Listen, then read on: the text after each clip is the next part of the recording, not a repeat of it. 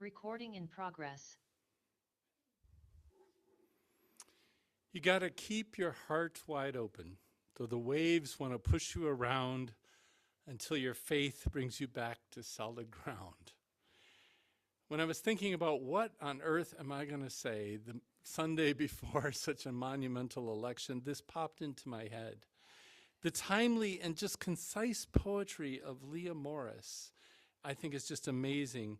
And this, I don't know if you've heard it before. In youth circles with the ministers, we've sing it a lot. It was created actually during the pandemic, during the lockdown. And Leah Morris is a singer-songwriter that's very prolific.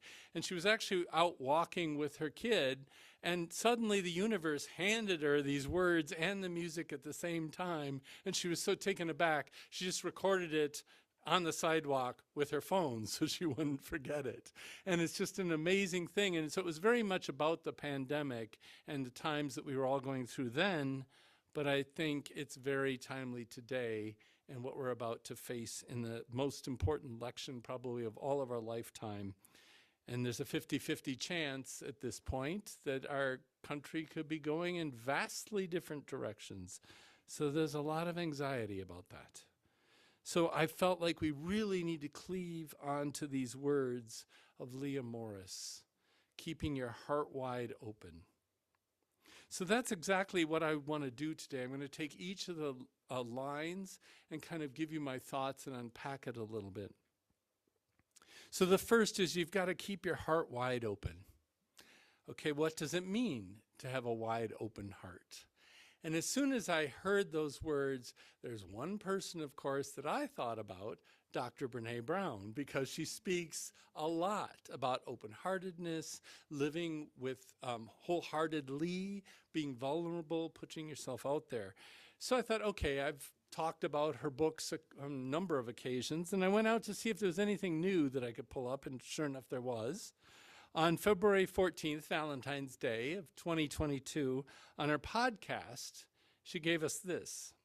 Brene Brown, On Places We Go When the Heart is Open, from another new book, Atlas of the Heart, Mapping Meaningful Connection and the Language of Human Experience.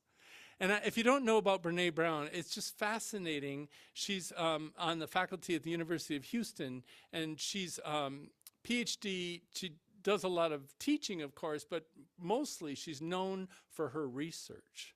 So she and her staff find a lot of people to interview at all walks of life, and they try to make it's thousands and thousands of interviews, and then they tabulate the responses and try to code them and come up with, well, you know what, we asked this question, like, what does it mean to be open-hearted? And this was generally what people said. It's just a really interesting way to understand what it means to be human in a very scientific manner. So I really love what she has to say. So in this particular podcast, she talks about some research that she has. And it said, here, I'm going to give you a quote. Here's the definition that emerged from our research, she says. We cultivate love when we allow our most vulnerable and powerful selves to be seen and known. Now, I find that interesting because in the past, she was talking a lot about shame, and she was talking about feeling not worthy of being loved. And she would say, we find love when we are most vulnerable. This time she added the word powerful, which I thought was an interesting little shift here. And I think I figured out why when you go on later in the podcast. So I'll repeat it. We cultivate love when we allow our most vulnerable and powerful selves to be seen and known. And then she adds, and when we honor the spiritual connection that grows from that offering with trust, respect, kindness, and affection. The spiritual connection. Those of you here at Open Circle, and I think I did it at Green Bay, if you went back in time to the very first sermon I gave here, it was about my theology of connection. That I felt that the divine, that spark of whatever you want to call it, in our spirit comes with connection with each other. And it's very much a theology of in community we are holy. So that's what I saw here again when we honor the spiritual connection that grows organically and it's offered with trust, respect, kindness, and affection. She says, love is not something we give or get. In other words, it's not a transaction. It's something that we nurture and grow. A connection that can be cultivated between two people only when it exists in each one of them. We can love others only as much as we love ourselves. So, going back to what does this mean to keep your heart wide open? I think what she's saying is you need to keep your heart wide open to yourself, feel that you're worthy of love, that you are loved, and then you're able to connect with others in respect and share the love in a spiritual connection. But then she went on. She said, I have to give credit to Bell Hooks. Bell Hooks is a feminist author who wrote a book called All About Love. And Dr. Brown says much of what she says 90%. I guess she's a researcher. She likes to measure things. But 90% of what she says and how she acts in the life comes from the Bell Hook writings. And she gives us a quote there. It says, she teaches that the injustice and systemic oppression that we see in the world today stem from a deep collective lovelessness. And she calls for an ethic of love. It sounds overly simplistic, but when you read her book, you understand that a love ethic is a rigorous calling. Bell Hooks writes, refusal to stand up for what you believe in weakens individual morality and ethics, as well as those of the culture. So in the very beginning of this podcast, we get Dr. Brown's insight into what it means to be human and how we show love to each other. And then she gives credit to Bell Hooks, who says, okay, well, now that you've got that down, you've got community down, you need to have this love ethic, or I think we would say living love-centered lives, and take that out of just one-on-one into the world. And you show up in the world with this love ethic to help with injustice and systemic oppression everywhere. So I kind of thought the obvious. Our fellowships are above all covenantal communities grounded in love. We covenant to lead with love, strive to live love-centered lives, both within our congregation as well as the wider community. So that's exactly what Brown and Bell Hooks and Hooks were talking about. And Leah Morris, in her song, is encouraging us not to lose that, not to close our hearts to fear and hatred. So the second line of her song, though the waves want to push you around, oh my Lord, I think we're getting, if you've ever gone in the tippy canoe or the tippy kayak and you're out on a big lake like Lake Michigan and there's white caps, you kind of get the waves pushing you around and they're usually heading you towards rocks. So I've been there a few too many times. I'm kind of a big guy and kind of feel very uncomfortable when I'm out there in situations like that. So she goes on in the same podcast to quote someone called John Gottman, who's a therapist, particularly marriage counselor. And this is what she says, and it's about a term called flooding, to keep using this water metaphor. The body can become overwhelmed when it senses danger. And for a lot of us, a difficult conversation, hard feedback, arguments. It's enough to leave us feeling overwhelmed, attacked, and confused. And according to the Gottman Institute, flooding is a sensation of feeling psychologically and physically overwhelmed during conflict, making it virtually impossible to have a productive problem-solving discussion. So in his book, Why Marriages Succeed or Fail and How You Can Make Yours Last, John Gottman explains, we each have a sort of built-in meter that measures how much negativity accumulates during such interactions. And when that level gets too high for you, the needle starts going haywire and flooding begins. And just how readily people become flooded is individual, of course. So I think that relates to what I feel flooded.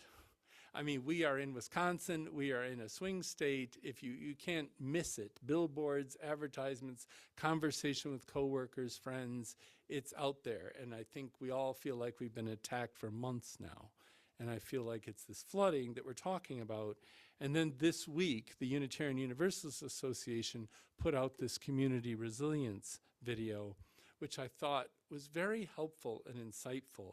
And if you noticed, it starts with this super calm music that you almost wanted to be lulled to sleep. And then this very realistic assessment of what might happen and what probably might not happen, and then a plan of support. So I thought it was interesting that they said, as far as we know, Unitarian Universalist congregations are not a target.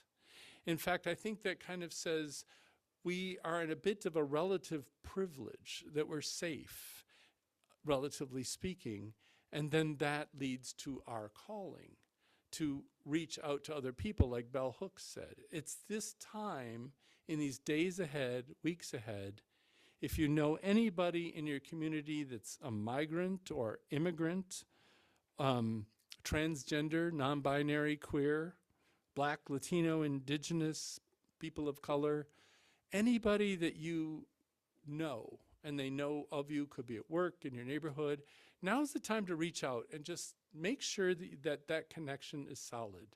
You don't have to say much, just say, I'm here. It depends on your relationship with them. Let them know that if they're feeling anxious and they need somebody to talk to, that you're there. Perhaps it's someplace that if they want to come here and be in a different surroundings, now is the time to do that. Her last statement is, until your faith brings you back to solid ground. And I think this is definitely examples that we could live with. Our Unitarian Universalist shared values. And this last month I was talking about, especially the last one, if you do the jet pig thing, is generosity. Generosity of spirit, that we live optimistic lives, basically hopeful lives. And that's a leap of faith, I think, in the world we're about to enter. We always hope that things will get better eventually. We might have to go through some dark times to get there, but we're very optimistic, hopeful people, and we can't give that up. That's our solid ground. Whether it's the fellowship community here, you need to repair your spirit. That's our theme, right? Repair your spirit. Reach out to each other. And actually come be with each other. I didn't know what would happen, but I decided it would be nice to have a place where we could gather. So on Wednesday, Thursday, and Friday, each afternoon, from 1:30 to 3, I've set up Zoom meetings. And you don't even need to get in your car and go anywhere. And I'll be there, and there's nothing formal. It's just a drop in if you want to talk to somebody in a safe environment. And this isn't one-on-one. It's a group thing. If we just want to be with each other, check in on each other. And then Wednesday night, I'll be up in Green Bay from 6:30 to 8. Same thing, but we'll be in person. We won't have Zoom attached to that because that's too much to deal with. It's just us in a circle, probably light a chalice and share how we're feeling, sing a few songs, something like that. And Thursday night, I'll be here at Open Circle. So that's the kind of thing maybe you even want to invite some of these people we just talked about a minute ago that might just want a place to unload how they're feeling. So that is pretty much what I wanted to say about Leah Morris's song and how the universe gifted it to her and she has now gifted it to us. But I wanted to go a little bit further. I wanted a more personal connection with each of you. So I decided that I want to come up with a way to give you something to think about as well in these anxious times. And there's a text that often grounds me. It was found on a basement wall in Cologne, Germany after World War II. It had been written, obviously, by someone hiding from the Gestapo during the Nazi Holocaust. And this is what it said. I believe in the sun, even when it's not shining. I believe in love, even when I feel it not. I believe in God, even when he is silent. And the way I read that, it's, God's a gigantic metaphor. And this is the God of hope, the God of love in this context. And so from when I read it and think about it, I just substitute the word hope. I believe in hope, even when it seems to be silent. I think that's a powerful and moving testament to faith, to our faith. And to me, it's that value of generosity, of open spirit, of optimism. So I want to close actually with another song, because these words were set to music by a Norwegian composer named Kim André Arnesen in 2012. And I'm going to start my screen here a second so you can see this.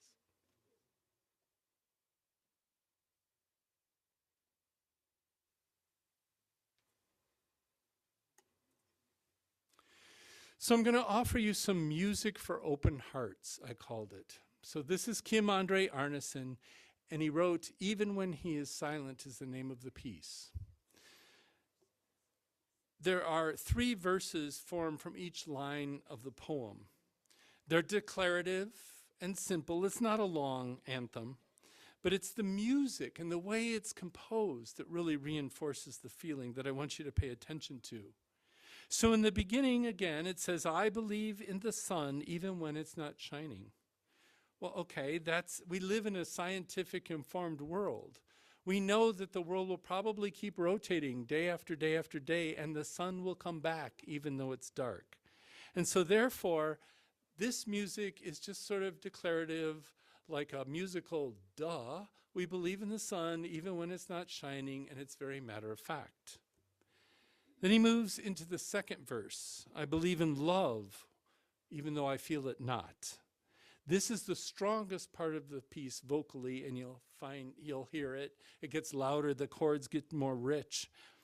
And it's almost saying we believe in living with love at the center, even when love might be the last thing we feel at the moment. And in this case, you'll notice at the very end, they'll say, "We believe in love," and the chord of love is this weird mashup. I don't know how many notes are in it, and it almost shimmers. And so to me, it's very mysterious. I believe in love. I think it's going to come back. I believe it, and that's the way I interpret that. And then that's the lead in to "I believe in hope," even when it's silent. It's a quieter, more contemplative verse, and again, with these chords that are very mysterious, a leap of faith, but of course it ends in perfect harmony. So this is a video of a performance I was part of with the New Voices Choir that I want to share with you, because I want to sing it to you, but I'm going to have 70 of my favorite friends join me with this to share it with you. And I know when I put this up, you're all going to get distracted. Where's Jim? Where's Jim? And it doesn't have any close-up of me or mostly anyone. So you'll just see it right away. Top riser on your right. There's 2 guys that are way taller than everybody else. I'm the one closer to the front. So we solved that. You don't have to worry about it. And then for those watching this message today on the YouTube recording, I'm not going to record this on this YouTube recording because I don't have the rights to do so. So I invite you to search New Voices Choir and the title, "Even When He Is Silent," and you'll find it and listen to it yourself. For all of you live today, as soon as the recording stops, I will start the video, and when it ends, we're going to have a little period of silence. Okay, you can end the recording.